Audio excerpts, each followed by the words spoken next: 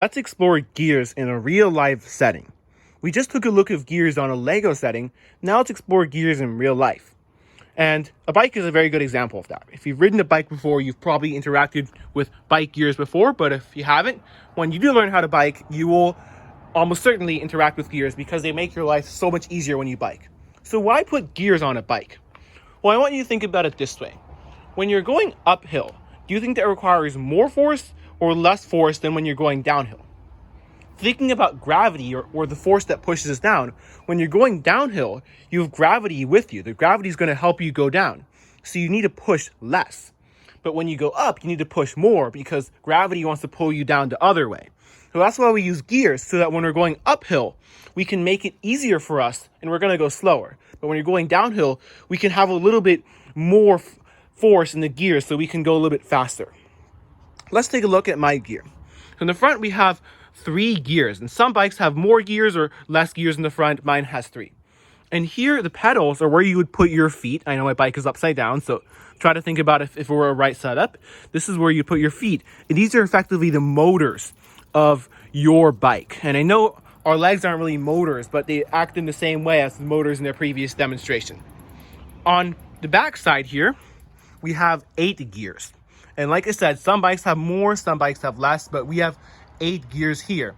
And they are the other side. This is where the wheel would be attached. Like in our last demonstration, we had a wheel attached to the second one. This is effectively our wheel, except it's a bike wheel now, and it has a little chain here. And the reason why we need a chain is because we can't physically put these 2 sets of gears right next to each other, because you see we have all this other stuff here. So this is to help transfer the motion, but the chain really doesn't do much to the whole system. It doesn't act very differently. So right now what I have is I'm in 3rd gear right here, and I'm in 8th gear down here. So this is a setting that I would use when I'm going downhill, and I have gravity to help me go down. So let's take a look at this. So you see how that thing is going very, very fast? And I know you can't feel what I feel in my hand right now, but this is relatively tough to push. This requires quite a lot of energy for me to push forward.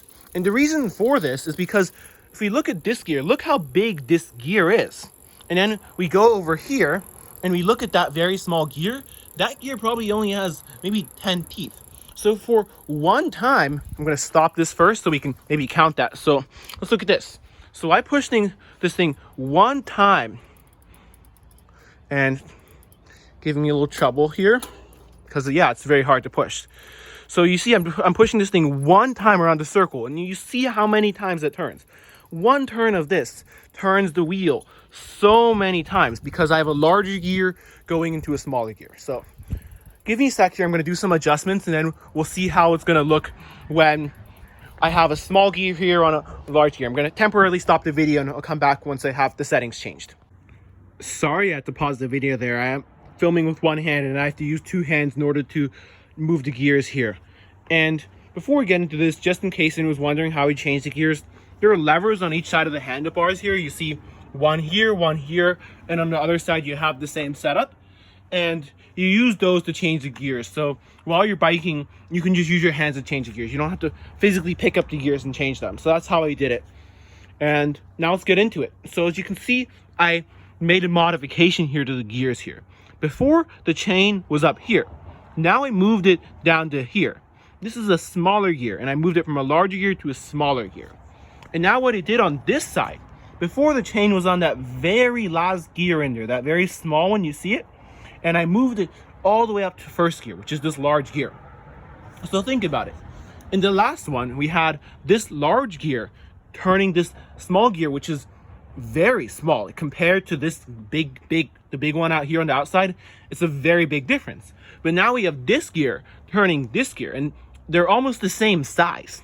So this is a configuration that I'd use going uphill when I want to apply less power, because I already have gravity pushing back, so it's going to be harder. So let's turn this. So this is very easy for me to turn, and I don't know if you can tell, you probably can't from the video, but I'm really not using a lot of force here. And as you can see, compared to before, and if you don't remember, you can go back in the video to see the comparison. This wheel isn't turning that fast.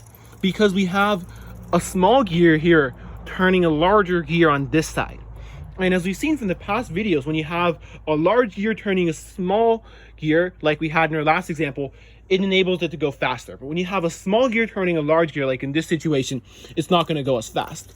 So to summarize this, you might ask, why? Well, when you're going up a hill, it's already a lot of force you need. It's very hard. So by doing this requires less power. This is a lot easier to pedal now because you don't have to turn this as many times. When I was up there, it took so much more force for me to turn this thing. So this is why you use it, because in a bike, the way to most efficiently bike, you always want to have the same force. You want to have the same resistance here.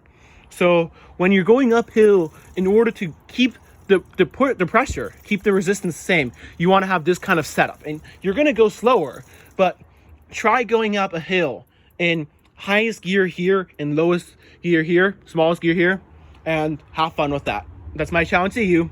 It's going to be hard, and you're going to thank your gears for enabling you to be able to get into a small gear to large gear. It's going to be much easier for you. And also when you're going downhill, you're going to be thankful that you have a large gear going into a small gear, because then you can go really, really fast. Otherwise, if you're stuck here, you're just going to have to pedal a lot, and it's going to make your legs really sore to have to keep on turning around. But by using gears, the amount of times this thing turns can be the same, but you're still going to go faster. So gears are a biker's best friend. Hope you enjoyed this demonstration.